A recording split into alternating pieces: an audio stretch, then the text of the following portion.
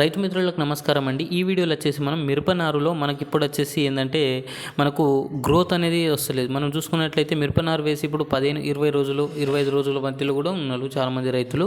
So మనకు మిరప నారులో growth రావాలి. నెక్స్ట్ వచ్చేసి మనకు ఏదైతే ఆకుమచ్చ తెగులు కనిపిస్తున్నాయి. నెక్స్ట్ వచ్చి వేరుకుళ్ళు కాండంకులు సమస్య ఉంది. అదేవిధంగా మనకు పురుగు సమస్య కూడా కొద్ది వరకు కనిపిస్తుంది అన్నమాట. సో ఇవి అన్నిటిని ఎలా కంట్రోల్ చేసుకోవాలనేది ఈ వీడియోలో మాట్లాడుకుందాం.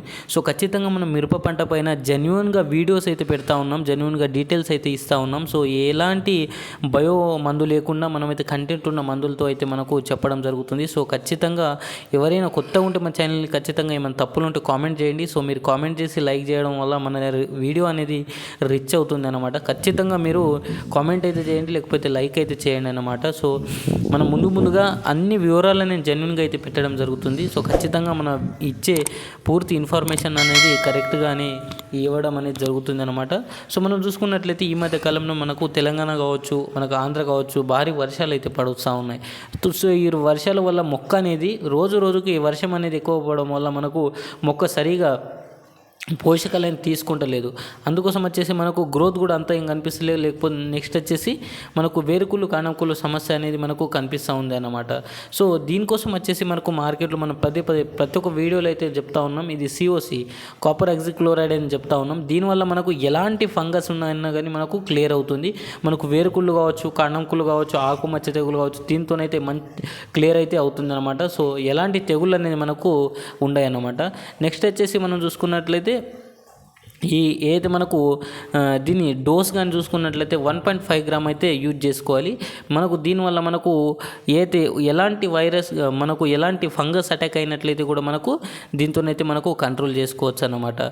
సో నెక్స్ట్ వచ్చేసి మీకు ఇది వాడిన తర్వాత కూడా మీకు ఇంకా మనకు ఆకుమచ్చ తెగులు కనిపించినట్లయితే మార్కెట్లో మనకు ధనుక వల్ల కొనిక అనేది మనకు అవైలబుల్ ఉంటుంది. సో ఈ కొనిక కూడా మీరు యూజ్ చేసుకోండి. ఈ కొనిక వల్ల మనకు ఆకుమచ్చ తెగులు కావచ్చు, నెక్స్ట్ వచ్చేసి మనకు ఎక్కడెక్కడైతే ఈ కాండంకుళ్ళు కావచ్చు ఇలాంటి సమస్యలు ఎదురవుతాయి, మనకు ఈ ఫంగస్ అనేది కనిపిస్తుంది అన్నమాట.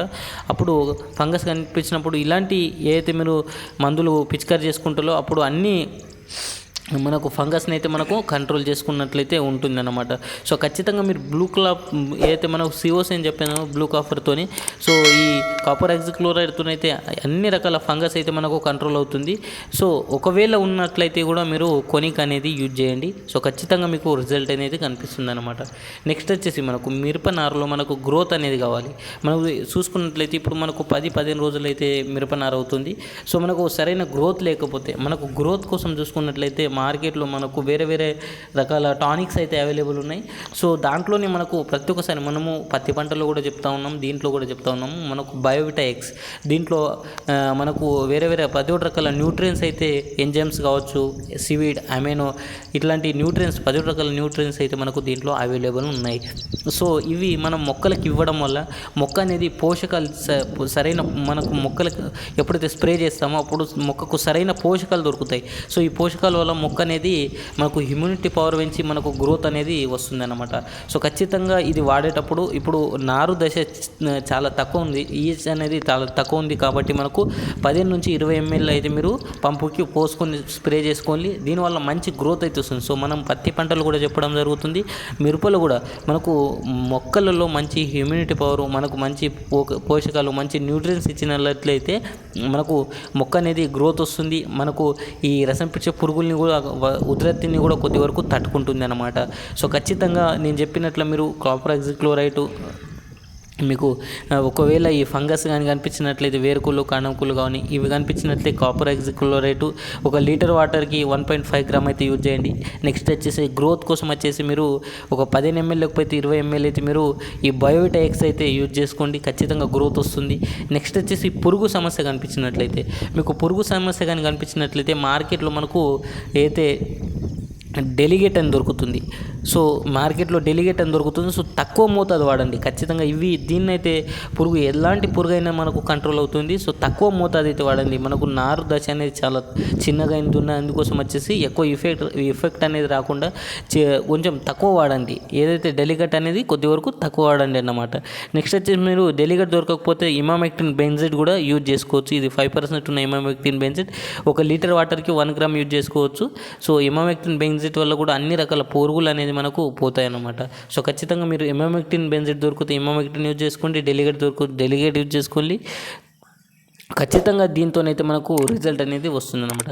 సో ఒకవేళ మీ మిరపనారులో మనకు తెల్ల దోమ, పచ్చ దోమ కావచ్చు, ఇలాంటి దోమలు కానీ కనిపించినట్లయితే మీకు మార్కెట్లో యాక్టర్ థైమోథాక్సిమ్ ఉన్న కంటెంట్ తీసుకోండి, లేకపోతే ఇమిడాక్లోరోఫైడ్ తీసుకోండి. సో దీనివల్ల కూడా మనకు ఏదైతే దోమ కంట్రోల్ చేసుకోవచ్చు అన్నమాట.